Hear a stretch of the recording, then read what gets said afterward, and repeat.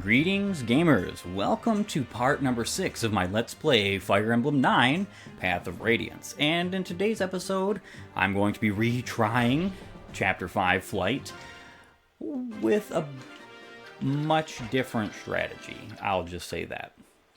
A much different strategy. Alright.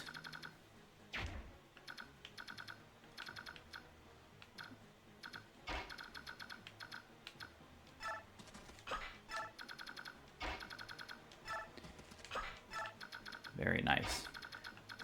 Characters actually moved first to allow Titania some visibility. I remember the last time I played this game on difficult mode, it was quite a while ago, that the strategy for this specific chapter is playing it in such a way where... Alright, who has the torch? He does. I'm taking out him. Playing it in such a way where you have to block off both paths separately. And eventually this path is not going to need to be blocked off because I'm going to be taking out all of these guys over here. Alright, I actually think it would be for the best to equip the hand axe right now.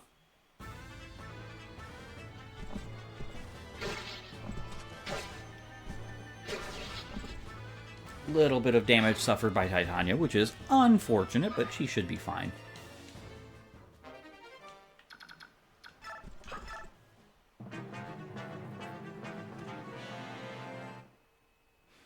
Alright, so another turn of animations on. As silly old me forgot to turn them off. I'm pretty sure there are folks out there who would still love to enjoy them anyway, so it's not that big of a deal.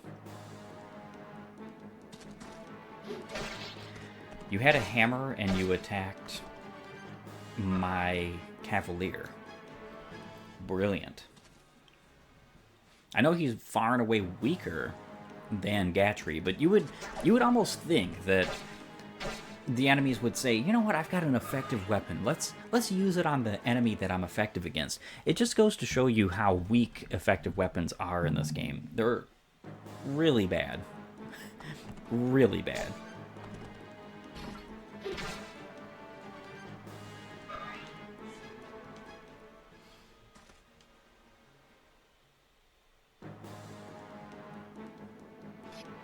Alright, an archer attacking Ike. Need to take care of all the two-range enemies as fast as possible.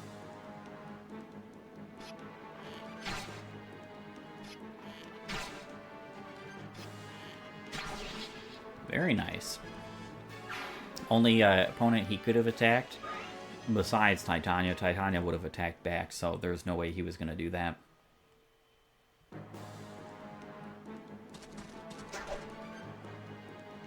Nice miss. Try again, won't you?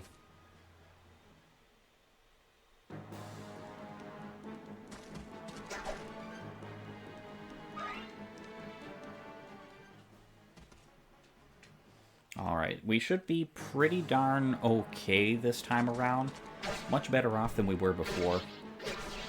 Ike dying in the previous episode was both fault of my own and also issue of RNG. RNG just dictated that he was going to get hit a little bit more than he probably normally would. You can't really expect that. That's why it's better to just play with safer strategies.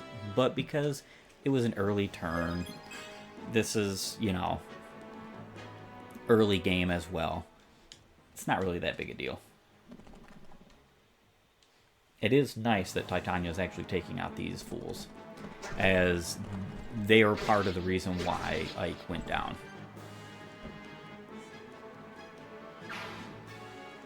So the hand axe is probably a good thing that she has on her right now, because she should be attacked by some ranged units right now. I mean, this isn't good. She's not likely to hit this guy.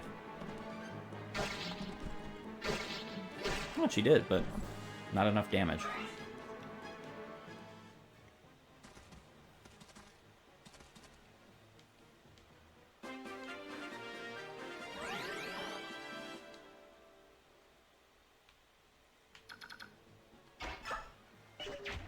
Alright, so we've got a lot of friends over here. None of them have javelins right in this vicinity exactly. So I'm just going to use the steel axe to take him out. This guy needs to be taken out as soon as possible. Next turn, I'm going to be using a torch on Titania. I would have liked to have used it now, but... Alright. And while I'm at it, I might as well turn off the animation. Alright. You are defeated. These guys are just going to keep attacking Shinon, allowing me to basically block off other enemies in a way. Alright. So I can take you out. I think that's a good idea.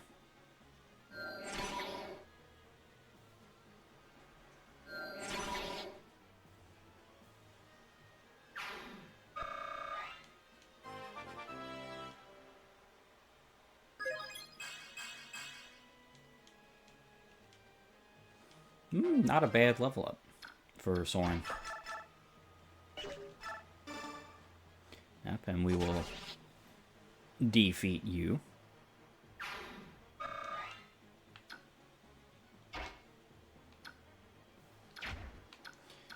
Alright.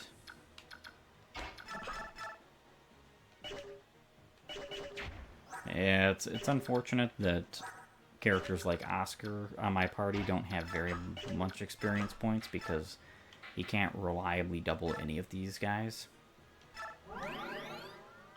His chip damage isn't, you know, worthless, but still.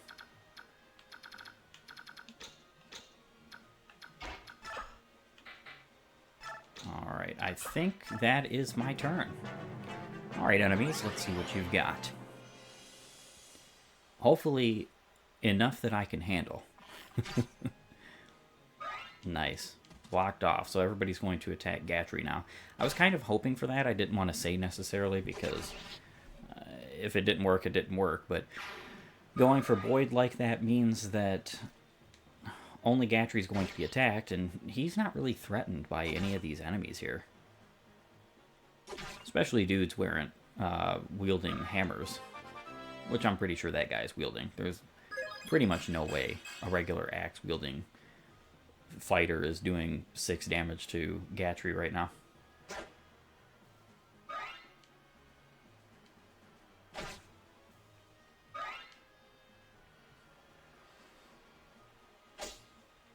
Nice, nice. No damage. Do it again, in fact.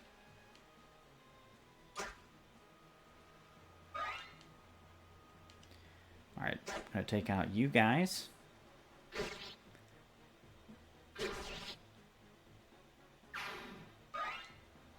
It's one of those moments where it's actually kind of a hard choice picking whether you want ranged or close combat weapons. And you know, it's dealing with the one range enemies with one range is great. Sometimes it's better to do that and not have to deal with the 2 range unless you have to in the same turn, because then you expend twice as much basically of your weapon durability. What's going on? Weren't they supposed to be completely surrounded?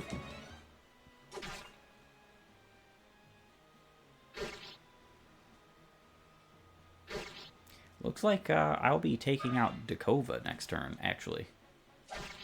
Long sword.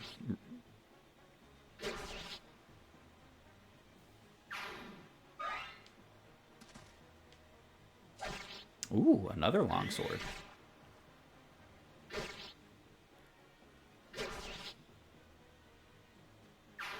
Titania's facing her darkest hour.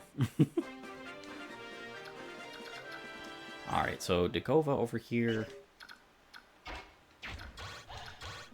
He can reach Shinon, but he can't really reach anybody else.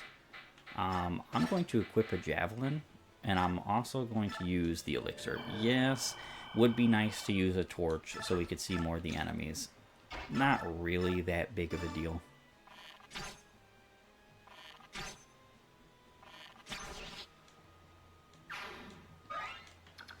Alright, Dakova, can you reach Ike? Yes, you can. So...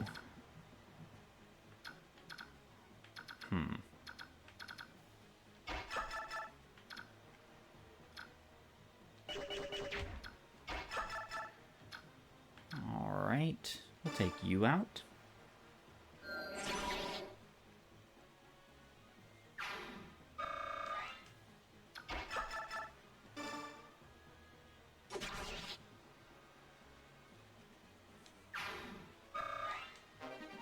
Perfect. Perfect.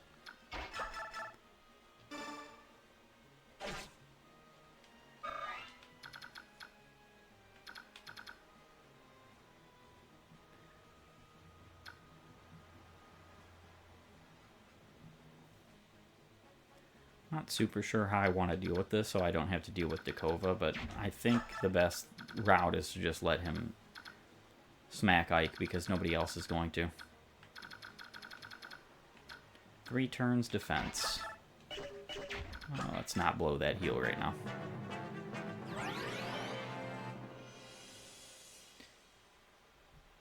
Alright.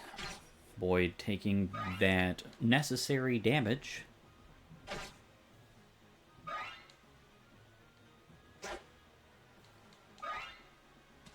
Alright, so none of my team should be in danger of any KOs this turn, which is going to be nice. Alright, so Ike will no longer be targeted by Dakova. He's going to go for either Shinon or Titania. It's kind of likely that he's going to go for Shinon, because Shinon's way less bulky. And he did, which is nice. It's nice either way. I don't believe it. What went wrong?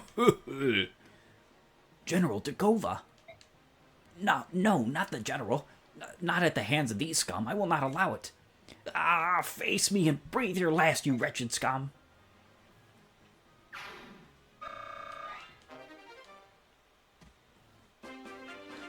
And we got an Ashira icon, which a magic item that increases the user's luck. That increases by just 2 points.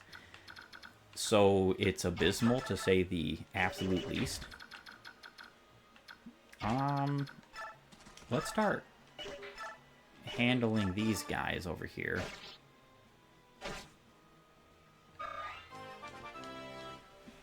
Nice. Boyd is actually doing some damage this chapter, which is great. Always love to see Boyd actually getting some work in. Alright, we have to use the Regal if we want a KO here. Nice, nice. Yeah, that 10 critical of the Regal Sword is probably its nicest feature. Because effective damage isn't really that great.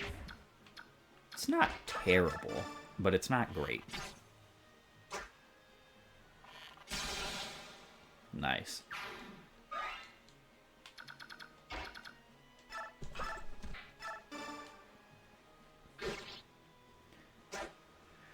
Alright, Titania, you can go ahead and mop up the rest of the enemies down in the south.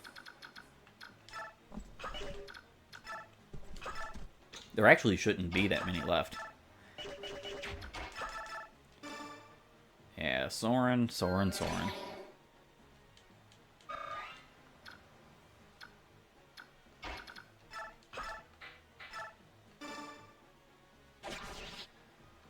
Not that great of a unit. There are some people who will argue against that statement, but I am not one.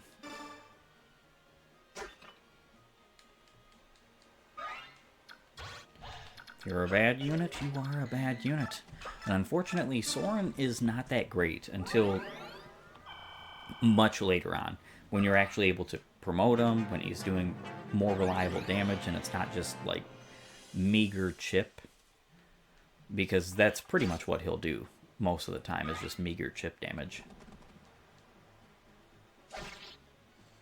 Nice. Snuck up from the south. You did too.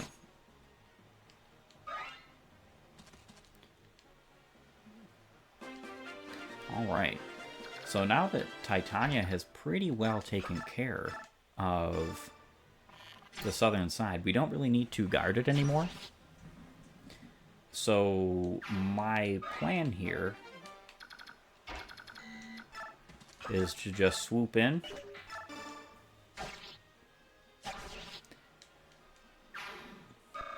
and block this path.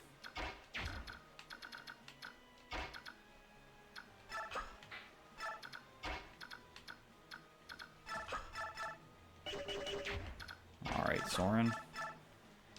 Not doing a lot of damage there, my friend.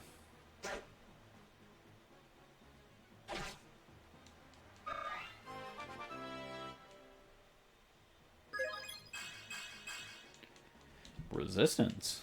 Been getting a lot of resistance on levels lately. I kind of wish that Titania's level that I got her earlier this chapter would have stuck around.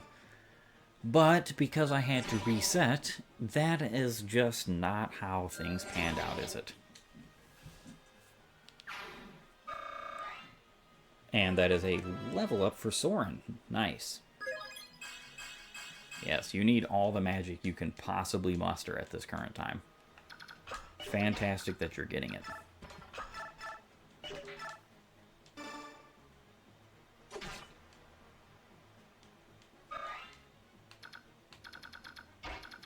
All right.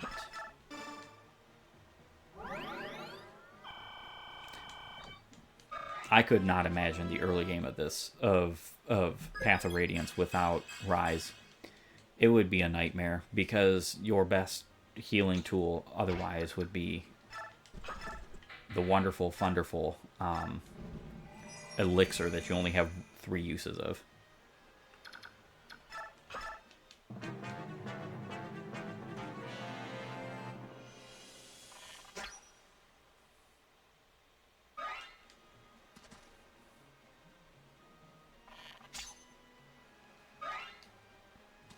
Very nice. Basically doing no damage to good old Gatry.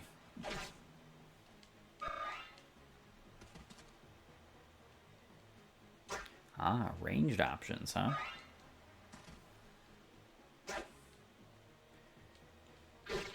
I have just the fix for you. Throwing javelins at me. How dare you?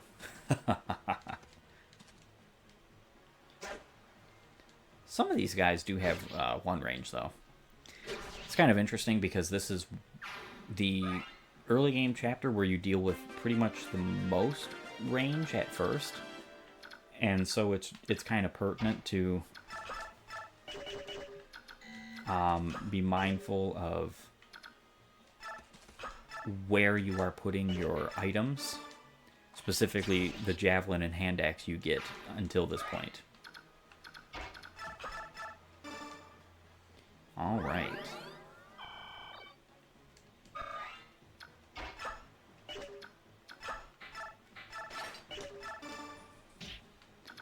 You are out of the way. Javelin, steel lance, steel lance. Now, Titania is running very low on that steel axe of hers. But that's not so big a deal because we do have another one, and it, like I said before, it's not likely that Boyd is going to make good use of it in the early game because, I mean, this weapon still weighs him down by 8. Goodness gracious. Now, I know he's not gotten many levels, but still.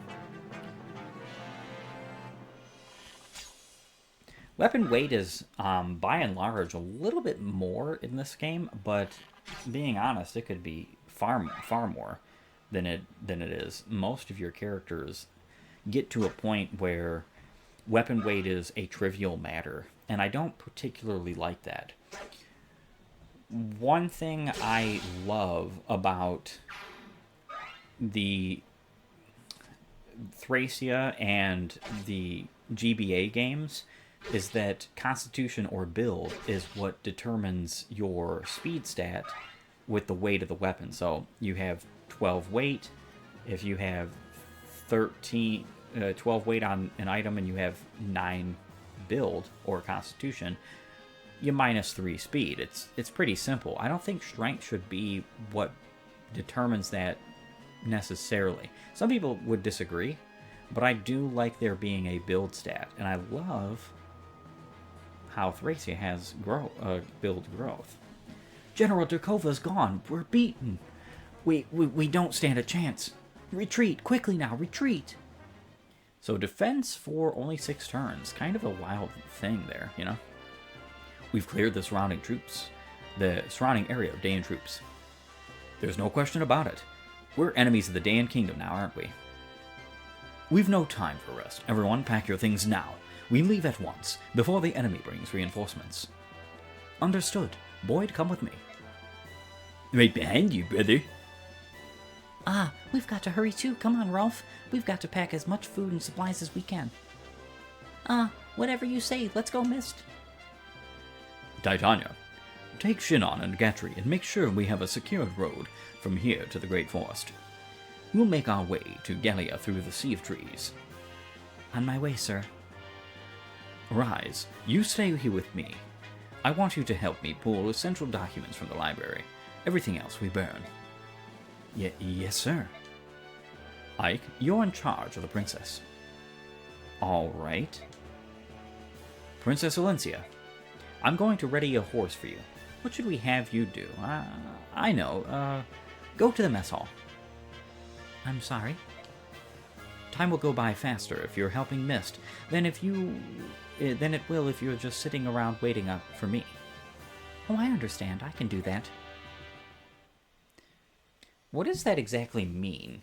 You're in charge of the princess. Is Ike the king now or something? Sorry, this is kind of awkward, making a princess help with packing. Please don't worry, Mist. I just hope that I don't end up slowing you down by getting in your way. Don't be silly. You're so much better at this than I am. It's a big help. Are all princesses as good at this sort of thing as you are? I wasn't raised at court, so my life was a bit different than other princesses. I cooked, cleaned, sewed. Well, I did all manner of things. Really? That's surprising. I would have never guessed that by looking at you. Let's see, I also rode horses, practiced sword fighting. Mist, what's that around your neck? What? Oh, I'm sorry, I didn't mean to. I guess I can show it to you, Princess Alencia.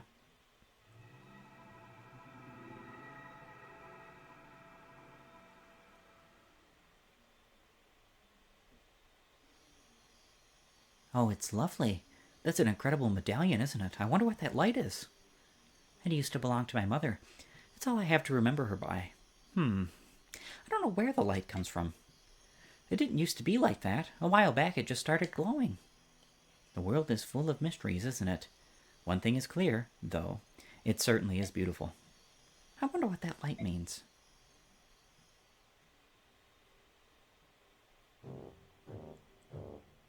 What? What did you just say? I think I must be hearing things. I thought you said they got away. It appears treating them as ordinary mercenaries was a mistake. If they're strong enough to defeat General Dakova, we rank and file were overmatched from the beginning. So, you tucked your worthless tail and came running back here, is that it? Have you forgotten the Daein Army's motto? Success or failure, life or death? Hey, you! Get this trash out of here! Yes, ma'am. Move it, you. No, please don't. I don't want to die. Dog's breath. I'm surrounded by worthless imbeciles. Enna? Tell me which way we should move to catch these mercenaries and the girl. The Crimean capital, Melior, is already under King Ashnar's control. The remnants of the Crimean army are negligible, which means the only place left for the princess to turn is south to the kingdom of Gallia. Ha! So the girl, like her dead father before her, seeks the friendship of those hairy devils, eh? What an absolutely stupefying world we live in. If she gains sanctuary in Gallia, capturing the princess will become that much more difficult. The mercenaries she has escorting her are a powerful group, not one to be taken lightly. I will gather intelligence on them as quickly as... It's not necessary. I will head up the pursuit of our wandering princess. General Patrine, you will go yourself? If we know where the princess and her band are headed, there's no need for subtlety. I'll just hunt them down and kill them. Mercenaries, ha! What are they to me? Remember, I am General Patrine. No matter who I face, I have never failed, nor will I ever. Ha ha ha ha!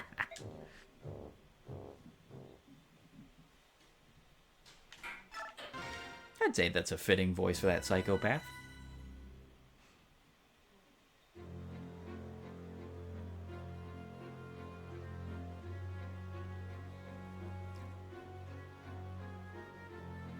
The continent of Tellius, blessed by the goddess.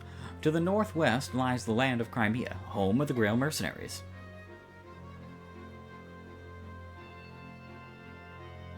Without warning, Crimea's eastern neighbor, the Kingdom of Daein, launches an attack on Crimea's capital city of Melior.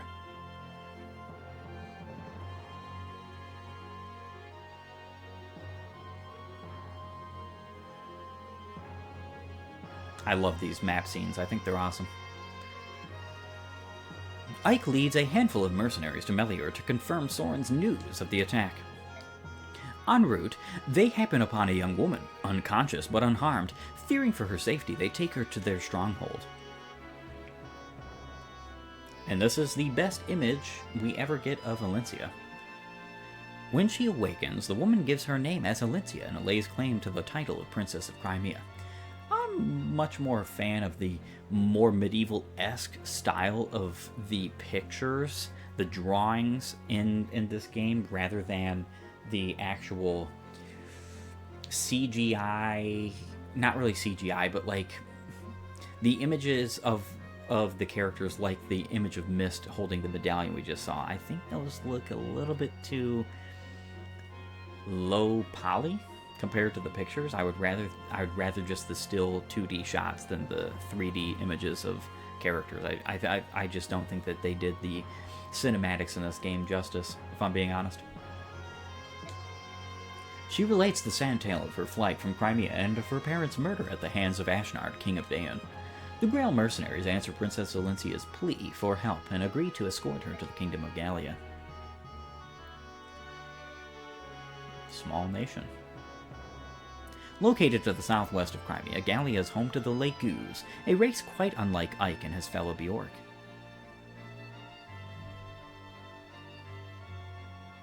Crimea and Gallia have long struggled to overcome their differences.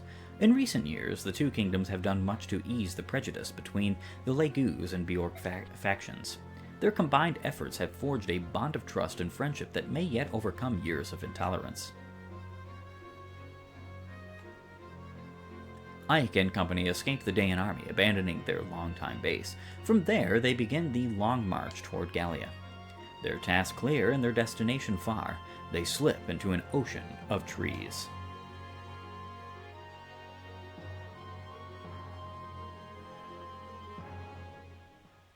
And that might be the planned route, but we have not yet reached it. Chapter 6, A Brief Diversion. Blazes, why does it have to be so blamed humid? If we weren't being chased, I'd strip off this armor here and now. Then I'm almost glad that we are being pursued. I suppose you'll have to grin and bear it, won't you? I suppose I will. Right, so enough of your griping. You're merely wasting energy. Still, this heat is appalling. Dense forests such as these are not made for us delicate humans. The subhumans love them, though. These subhumans, are they really so different from us? What? You mean to tell me you've never seen a beast man before? No, never. Well, I have. They're a hairy bunch, I'll tell you. And as ugly as sin, too. Their faces are all fangs and whisker. Their claws are like daggers, razor sharp and deadly. And even though they can speak our language, they're beasts through and through. Savages, every one. Are there more than one type? The one Shinon calls subhumans can be divided into 3 groups, each one named for its physical characteristics. First, the beast tribe, next, the bird tribe, and finally, the dragon tribe. They are traditionally called Legus. The Legus tribe residing here in Gallia is the beast tribe, who possesses those feline qualities of which Shinon spoke. To the south are the islands where the birdmen live. The dragons are in Goldoa, something every mercenary should know. Looks like you know even less than I gave you credit for, Ike, my boy. Perhaps. A little farther and we'll be out of these trees, Ike.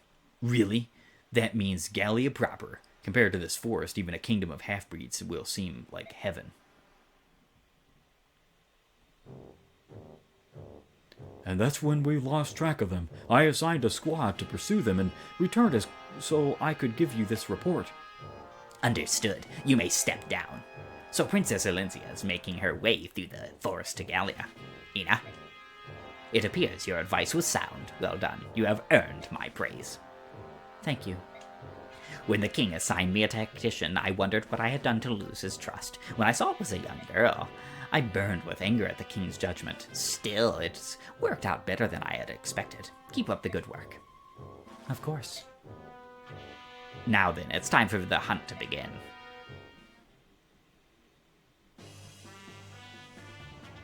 Hold it right there, everyone. Yes, hold it right there. In fact, I think I'm going to have to agree with Greil and hold this episode off. I want to thank you for joining me. If you like my content, please upvote and follow, or like and subscribe depending on your platform. And while you're at it, have a great and glorious day gaming.